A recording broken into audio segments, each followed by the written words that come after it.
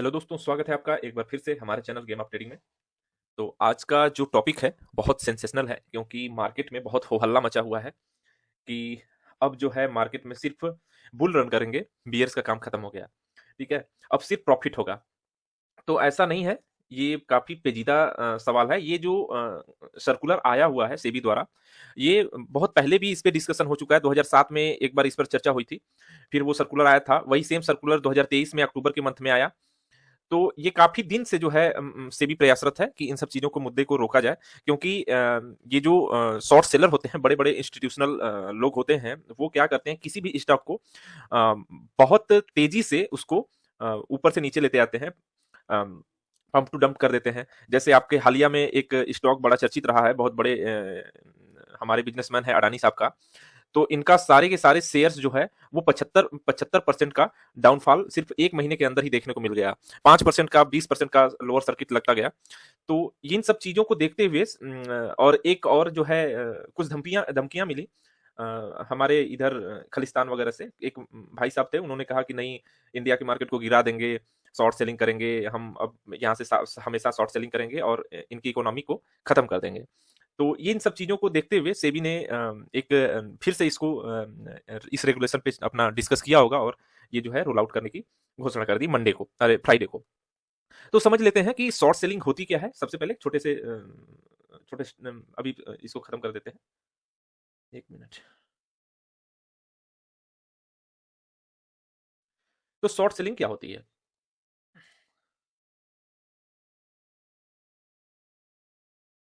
Short selling basically समझिए कि कोई स्टॉक आपके पास, मान के चलिए कि कोई स्टॉक आप जो है मान के चलिए अडानी है, अडानी इंटरप्राइजेस है, वो 5,000 पे चल रहा है। ठीक है, उसको आपने सेल कर दिया।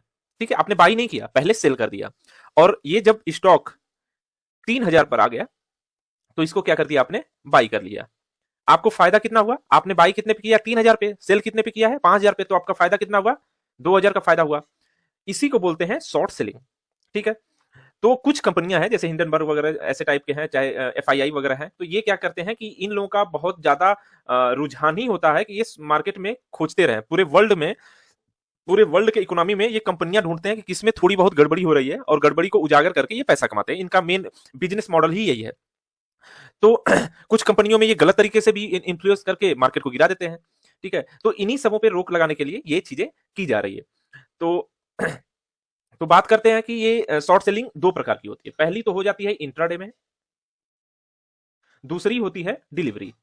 ठीक है, अब इंट्राडे में तो आज खरीदिए आधी बेचना होता है। ठीक है, दूसरा डिलीवरी में, जैसे कि आप फ्यूचर्स में सेल कर सकते हैं। ठीक है, आप ऑप्शन में कॉल सेल कर सकते हैं।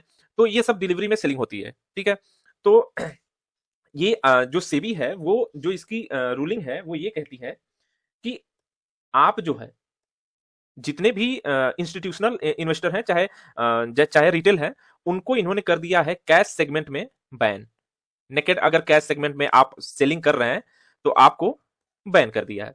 अब उसके लिए इन्होंने एक उपाय भी किया है कि ऐसा करिए कि अगर आपको करना ही है तो आप पहले अपने ब्रोकर को, ठीक है, ब्रोकर को आप बताइए, ब्रोकर को आप बताइए कि आप किस स्टॉक में, पर्टिकुलर कौन सा स्टॉक है जिसमें आप जो है वो सेल करना चाह रहे हैं, और ये पूरा हमको जो है एक स्क्रिप्ट फॉर्म में हमको सबमिट करिए, तब तो हम आपको अनुमति देंगे।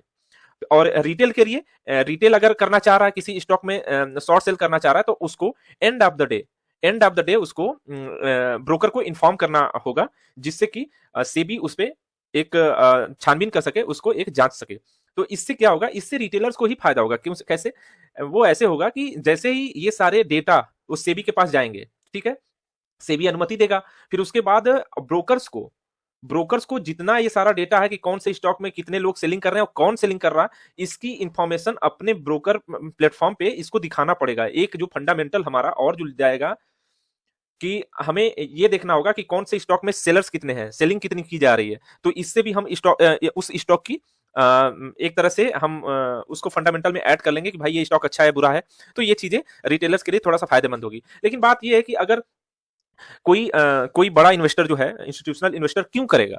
आखिर सेबी को जब वो बताएगा, एक दिन पहले वो बताएगा कि भाई हम जो है अडानी को शॉर्ट करने वाले हैं, तो सेबी ब्रोकर्स को बोलेगा ठीक है, इनका वो जो दिखाइए इसको कि इतने लोग शॉर्ट करना चाह रहे हैं, सेबी को इतना वो ऑक्शन लगने वाला है, तो ऑटोमेटिक मार्केट में ये फैल जाएगा कि अडानी शॉर्ट होने वाला है, तो सब लोग शॉर्ट करने पे तुल जाएंगे, तो इनको फायदा कहां से होगा? फायदा नहीं होगा।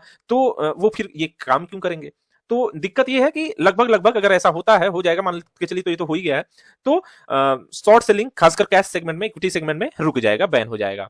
ठीक है, अब बात करते हैं एफएनओ की। एफएनओ में अभी भी ये जारी रहेगा। क्यों? इसका रीजन भी है, एफएनओ चूंकि कुछ स्टॉक में ही एफएनओ में ट्रेडिंग होती है, और जिन जिन स्टॉक्स में एफएनओ में ट्रेडिंग होती है उसी में शॉर्ट सेलिंग कर सकते हैं, और ये होनी भी चाहिए। अगर ये बंद कर देंगे तो एक रॉन्ग जो है मैसेज जाएगा वर्ल्ड इकोनॉमी में कि जो है इंडिया ने ऐसा कर दिया। इसका मतलब ये होता है कि किसी गलत कंपनी में भी आप जो है उसको बढ़ावा दे रहे हैं। ठीक है, तो ये जो है ये गलत मैसेज आएगा, तो इसलिए एफएनओ वैसे ही रहेगा। एफएनओ में सब लोगों के लिए छूट है भाई, सब लोग कॉल शॉर्ट करो, पुट शॉर्ट करो, कॉल बाई करो। तो ये एक मैकेनिज्म है जिसपे ये चलता रहेगा, काम करता रहेगा, इससे जो है शेयर मार्केट चलता रहेगा। हाँ, ये कैश सेगमेंट, इक्विटी सेगमेंट में करना ये अच्छी बात है। और एक मुद्दा है, एक चीज है, मुद्दा है जिसको हम समझने की कोशिश करेंगे। जो शॉर्ट सेलिंग होती है, वो उसका मैकेनिज्म काम कैसे करता है इन्वेस्टर के लिए, बड़े बड़े इन्वेस्टर के लिए, तो इसको समझ लेते हैं। एक होता है लेंडर होता है, एक होता है बोरोवर। ठीक है, एक बेचने वाला होता है, एक खरीदने वाला होता है। ठीक है, अब मान के चलिए कि पहले जो होता है, पहले होता था जो सेटलमेंट होता था वो T+2 में होता था। ठीक है, 2 दिन का समय मिल जाता। अब क्या है, T+1 कर दिया इन्होंने। तो मतलब आपको जैसे ही आपको डिलीवरी देनी पड़ेगी, कोई स्टॉक अगर आप बाई कर रहे हैं तो डिलीवरी लेनी पड़ेगी। ठीक है, अगर बेच रहे हैं तो देनी पड़ेगी। सिंपल सी फंडा है। तो अब जैसे क्या है कि अब मान के चलिए कि बड़े-बड़े इंस्टीट्यूशनल वो शॉर्ट कैसे करते थे, ठीक है? तो क्या करते हैं कि वो उधार लेते हैं शेयर। जैसे मान के चलिए कि अडानी का ही उदाहरण ले रहे हैं। अडानी का स्टॉक अडानी को शॉर्ट करना चाह रहे हैं। मान के चलिए हिंडनबर्ग जो है, हिंडनबर्ग शॉर्ट करना चाह रही है। तो ये कैसे शॉर्ट करेगी इतना? ये क्या करेगी, जैसे एलआईसी है, ठीक है? और एसबीआई है, इन लोग जो है, ये लोग इसमें अपना पोजीशन बनाए ही होंगे, ठीक है? स्टॉक वो बनाए होंगे, तो इनसे क्या करेगी, ये कहेगी भैया ऐसा करिए कि आप हमको इतना हजार शेयर दे दीजिए, ठीक है? 1,000 चाहे 1 लाख शेयर दे दीजिए उधार, आपसे खरीदना हो उधार दे दीजिए, 5% के इंटरेस्ट पे हमको 1 महीने के लिए दे दीजिए।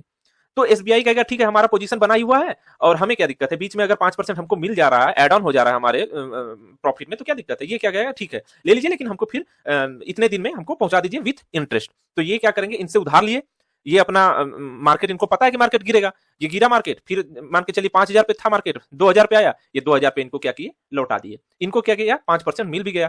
ठीक है, इनको भले ही ये तो लॉन्ग टर्म के लिए बनाए हुए हैं, ये 2,000 आ गया फिर भी छोड़ेंगे। ठीक है, तो ऐसे इसका मैकेनिज्म काम करता है। तो इसमें कहीं ना कहीं घाटा जो है, ये किसी रिटेलर्स के लिए मुझे तो नहीं लगता, क्योंकि इधर भी 2 से 3 साल में स्टॉक मार्केट में इतने तेजी से रिटेलर्स बढ़े हैं कि सेबी समय समय पे अच्छे कानून ला रही है, रेगुलेशन ला रही है, जिससे कि रिटेलर्स का पैसा बच सके, और इसमें जो पंप और डंप वाला जो सिनेरियो है वो भी थोड़ा सा कम हो जाएगा। तो इस पे जो है अच्छा है ये, खासकर रिटेलर्स के लिए। और सोमवार को देखिए क्या होता है मार्केट में, कुछ बहुत अजीबोगरीब देखने को मिलेगा सोमवार को, क्योंकि ये नया सिनेरियो खासकर इंडियन मार्केट के लिए। तो आज के लिए इतना ही। आशा करते हैं आपको समझ में आया होगा चीजें। तो मिलते हैं नेक्स्ट वीडियो में, तब तक के लिए धन्यवाद।